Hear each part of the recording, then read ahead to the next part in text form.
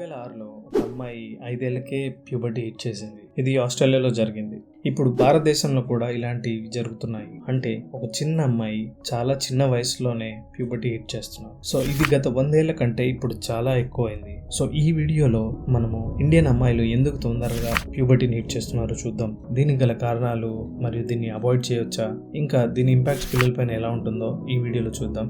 ఇంకా చాలా విషయాలు కవర్ చేశాను ఈ వీడియోలో. దయచేసి స్కిప్ చేయకుండా ఫుల్ వీడియో చూడండి. యాక్చువల్గా ఏ వయసుకి ప్యూబర్టీ హిట్ చేయాలో, ప్రీవియస్ జనరేషన్స్లో ఏ వయసులో ప్యూబర్టీ హిట్ చేసేవాళ్ళో ఈ గ్రాఫ్లో చూద్దాం.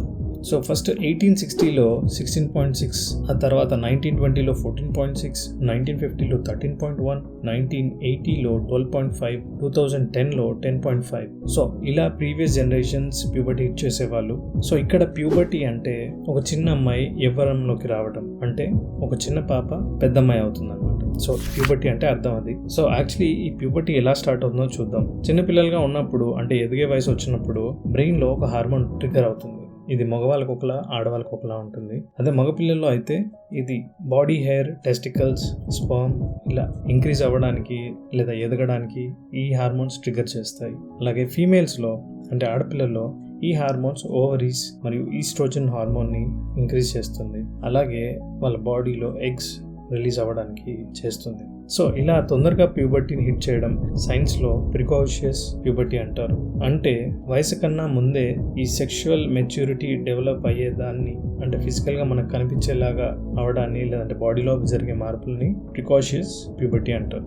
సో ఇది breast growth, pubic hair and voice changes ఇలాంటి సిమ్టమ్స్ కనిపిస్తాయి. సో అలాగే దీన్ని సెకండరీ సెక్షువల్ క్యారెక్టరిస్టిక్స్ అంటారు. సో ఇప్పుడు ప్రస్తుతానికైతే ప్రికాషియస్ ప్యూబర్టీ 8 ఏళ్ల కంటే ముందు జరిగితే దాన్ని ప్రికాషియస్ ప్యూబర్టీ అంటున్నారు. అలాగే మగపిల్లల్లో 9 years కన్నా ముందు. సో ఇలా ఉండే పిల్లలు చాలా వేగంగా ఎదుగుతారు స్టార్టింగ్లో. అంటే ఎప్పుడైతే ఈ సెకండరీ సెక్షువల్ క్యారెక్టర్స్ మొదలవుతాయో అప్పుడు చాలా ఫాస్ట్గా గ్రో అవుతారు. హైట్ పెరగడం, ఇంకా ఇందాక చెప్పుకున్న లక్షణాలన్నీ కనిపిస్తుంటాయి. కాకపోతే వన్స్ ఫుల్గా వీళ్ళు ఆ సెక్షువల్ క్యారెక్టరిస్టిక్స్, బాడీ అలా ఎదిగిపోయిన తర్వాత వాళ్ళ ఫుల్ జెనెటిక్ పొటెన్షియల్ వచ్చేసి అక్కడికి గ్రోత్ ఆగిపోతుంది అనమాట. సో అయితే ఇది ప్రపంచంలో ఎలా ఉందంటే, నియర్లీ ఆఫ్రో అమెరికన్ గర్ల్స్ అయితే 8 yearsకి ఈ లక్షణాలు చూపిస్తే, కొందరు అమెరికన్ అమ్మాయిలు మాత్రం 5 ఏళ్లకి, లేదంటే కొంతమంది 4 ఏళ్లకి కూడా ఈ లక్షణాలు కలిగి ఉన్నారు అని ఎక్స్పర్ట్స్ చెప్తున్నారు. సో ఇలా మీకు పేరెంటింగ్ పైన ఇంట్రెస్ట్ ఉంటే, పిల్లల్ని ఎలా పెంచాలని తెలుసుకోవాలంటే, కుకో ఎఫ్ఎంలో parenting tips for new parents అనే ఒక బుక్ ఉంది. మీరు కనుక మన లింక్ యూజ్ చేసి జాయిన్ అవుతే 50% ఆఫ్ ఉంటుంది. సో దీంట్లో ఈ పేరెంటింగ్ బుక్సే కాకుండా rich dad poor dad, autobiography of Yogi, atomic habits ఇలాంటి చాలా బుక్స్ ఉన్నాయి. లింక్ డిస్క్రిప్షన్లో ఇచ్చాను, చూడండి. వీడియోలోకి వెళ్తే దీనికి రీజన్స్ మరియు ఫ్యాక్టర్స్ ఏమున్నాయంటే, ముఖ్యంగా వచ్చి స్ట్రెస్, ఇంకా కొన్ని chemicals, obesity, screen time, diet and milk. So ఇవి ప్రైమరీ ఫ్యాక్టర్స్ దీనివల్ల చాలా ఎఫెక్ట్ అవుతున్నారనమాట. అంటే స్ట్రెస్ ఫస్ట్ పాయింట్ వచ్చి, స్ట్రెస్ లెవెల్స్ పిల్లల్ని స్ట్రెస్ కలిగించడం ద్వారా వాళ్ళకి ఎండోక్రైన్ సిస్టమ్ డిస్టర్బ్ అయ్యి దానివల్ల హార్మోనల్ ఇంబ్యాలెన్స్ వచ్చి ఇదొక రీజన్. అంటే తొందరగా ఎదగడం స్ట్రెస్ వల్ల అవుతుంది. అంటే మనం గమనిస్తే ముందు జనరేషన్ పిల్లలు రాను బయట ఆడుకోవడం, స్ట్రెస్ ఫ్రీగా ఉండడం ఇలాంటివన్నీ చాలా జరిగేవి. అంటే ఇప్పుడు ఫస్ట్ మనం 3-4 years నుంచే చదువు కానీ, కెరియర్ ఇలాంటి ఎక్స్ట్రా కరిక్యులర్ యాక్టివిటీస్లో పిల్లలు ఉండి అది సాధించాలి, దాన్ని ప్రాక్టీస్ చేయాలి అని అట్లే చేస్తున్నారు తప్ప స్ట్రెస్ ఫ్రీ ఎన్వైరన్మెంట్ చాలా తక్కువ మందికి, చాలా తక్కువ సమయం ఉంది. సో ఇంకా సెకండ్ పాయింట్ వచ్చి కెమికల్స్. కొన్ని రకాల కెమికల్స్ ఏవైతే కాస్మెటిక్స్లో మన వాడే ప్లాస్టిక్ కంటైనర్స్, టిఫిన్ బాక్సులు, మామూలు వాటర్ బాటిల్స్, లేదంటే ఈ బ్యూటీ క్రీమ్స్, దీంట్లో కూడా ఎండోక్రైన్ డిస్టర్బ్ చేసే కెమికల్స్, కొన్ని కాంపౌండ్స్ ఉంటాయి. సో అగైన్ సేమ్ దీనివల్ల కూడా హార్మోన్ బ్యాలెన్స్ డిస్టర్బ్ అయ్యి అర్లీ ప్యూబర్టీ వచ్చే ఛాన్సెస్ ఉంటాయి. సో దీంట్లో ముఖ్యంగా ఫుడ్ ప్యాకింగ్కి, టిఫిన్ బాక్స్, లంచ్ బాక్స్, లేదంటే ఏదైనా ఐస్ క్రీమ్స్, ఎనీథింగ్ మనం ప్లాస్టిక్స్ వాడుతున్నాం కదా, దాంట్లో బేబీ బాటిల్స్, సిప్పర్స్, సో ఇలాంటివి దీంట్లో బిస్ఫెనాల్ ఏ అని ఒక కెమికల్ ఉంటుంది. సో ఇది సైంటిఫిక్గా ప్రూవ్ అయింది, ఇది ఎండోక్రైన్ డిస్క్రప్టర్. సో మీరు బాటిల్స్ వాడేటప్పుడు, కొనేటప్పుడు చూడండి ఈ కెమికల్ దాంట్లో ఉందేమో అని. లేదు అంటే యాక్చువల్లీ ఈ ప్లాస్టిక్ వాడకపోవడమే చాలా మంచిది. సో దీంట్లో ఎండోక్రైన్ డిస్ఫంక్షన్, లేదంటే ఇదే కాకుండా ఇంకా ఈ bisphenol cancer, obesity, diabetes, heart attack, heart diseases, infertility ఇంకా ప్రీమెచ్యూర్ ప్యూబర్టీ. సో వీటన్నిటికీ ఇది ఒక కెమికల్ కాజ్ అవుతుంది. సో ప్లాస్టిక్కి కూడా దూరంగా ఉండాలి అయినంత వరకు. సో అండ్ థర్డ్ వచ్చేసి ఒబెసిటీ అంటే బేసిక్గా మనకు తెలుసు ఒబెసిటీ హార్మోన్ చేంజ్ చేస్తుంది. ఒబెసిటీగా ఉండేవాళ్ళు అంటే లావుగా ఉండేవాళ్ళు, బొద్దుగా ఉండేవాళ్ళు, వాళ్ళకి ఏమంటే ఈస్ట్రోజన్ ఎక్కువ రిలీజ్ అవుతుంది బాడీలో. అగైన్ ఇది ఇన్ఫ్లుయెన్స్ చేస్తుంది ప్యూబర్టీ హిట్ అవ్వడానికి. And screen time, excessive screen time అంటే చాలాసేపు టీవీ చూడడము, మొబైల్, టాబ్లెట్స్ ఇలాంటి చూడడం వల్ల కూడా మళ్ళీ ప్యూబర్టీ హిట్ అవుతుంది. ఇది ఎందుకంటే మెయిన్గా ఇది స్లీప్ని డిస్టర్బ్ చేస్తుంది. ఎందుకంటే స్క్రీన్స్లో నుంచి వచ్చే బ్లూ లైట్ ఇది స్లీప్ని డిస్టర్బ్ చేస్తుంది.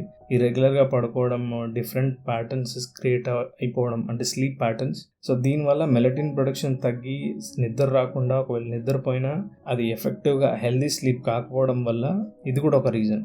మన నెక్స్ట్ పాయింట్ వచ్చి డయట్లో అంటే ఇది హెల్దీ డయట్ గురించి కాదు మాట్లాడేది. Colas, sugary drinks, meat, junk food ఇలాంటివన్నీ, ఇవి షుగరీ డ్రింక్స్ మరియు ఈ సాల్ట్ డ్రింక్స్, ఇవన్నీ ప్రాసెస్ అయిన ఫుడ్స్ ఇవన్నీ కలిపి ఎర్లీ ప్యూబర్టీకి హిట్ అవుతాయి. ఎందుకంటే అగైన్ ఈ షుగర్ కానీ స్వీట్స్, సాల్ట్ ఇట్లాంటి ప్రాసెస్ ఫుడ్ తీసుకోవడం వల్ల ఇది ఒబెసిటీకి రీజన్ అవుతుంది. ఒబెసిటీ వల్ల మళ్ళీ హార్మోన్స్ లేదంటే ఇండైరెక్ట్ కూడా దీంట్లో ఉన్న హార్మోన్స్ కానీ ఇతర అడిటివ్స్ కానీ ప్యూబర్టీ హిట్ అవ్వడానికి కారణం అవుతుంది. చికెను, మటను ఇలాంటి ఫిష్ ఇట్లాంటివన్నీ మనం వింటుంటాం జనరల్గా. వాటికి ఇంజెక్షన్స్ ఇచ్చి, హార్మోన్ ఇంజెక్షన్స్ ఇచ్చి ఆ కోళ్ళను కూడా 3 నెలలకి 6 నెలలకి ఎదిగే కోడిని 1 నెలలోనే ఎదిగించి దాన్ని అమ్ముతున్నారు. సో అది మనం తింటున్నాం. సో దానివల్ల కూడా పెద్ద ఇంపాక్ట్ అవుతుంది. అగైన్ డైట్లో వచ్చేసి మిల్క్ అండి. మిల్క్ ఒక ఆవుకి ఇంకో ఆవు పుట్టినప్పుడే అది న్యాచురల్గా మిల్క్ ఇస్తుంది. న్యాచురల్గా అది ఇచ్చేది 4-5 లీటర్లు. కాకపోతే ఆక్సిటోసిన్ అనే ఇంజెక్షన్ ఇచ్చి ఇంకా పాలు ఇచ్చేలాగా చేసి ఆ పాలను మనం కన్జ్యూమ్ చేయడం వల్ల కూడా ప్యూబర్టీ హిట్ అవుతుంది.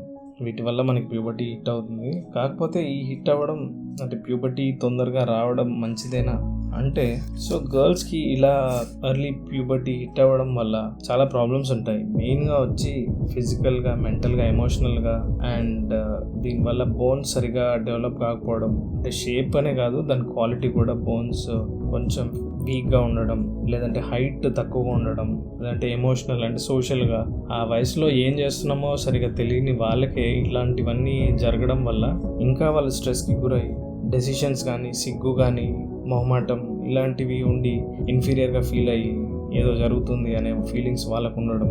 సో ఇలాంటివన్నీ లో సెల్ఫ్ ఎస్టీమ్, ఇంకా యాంగ్జైటీ, మొత్తానికైతే చిల్డ్రన్కి చాలా పెద్ద శాపం అనే అనుకోవాలి. సో ఒక సర్వేలో కూడా ఏం చెప్పారంటే, మెయిన్గా ఇలా ఎర్లీ ప్యూబర్టీ హిట్ అవ్వడం వల్ల ఆడపిల్లలో సెల్ఫ్ ఎస్టీమ్, డిప్రెషన్ అండ్ కొందరైతే అంటే బయట కంట్రీస్లో డ్రగ్స్కి అలవాటు కావడం, డ్రింక్స్ అలవాటు కావడం, స్మోకింగ్ ఇలాంటివి కూడా జరుగుతాయంట.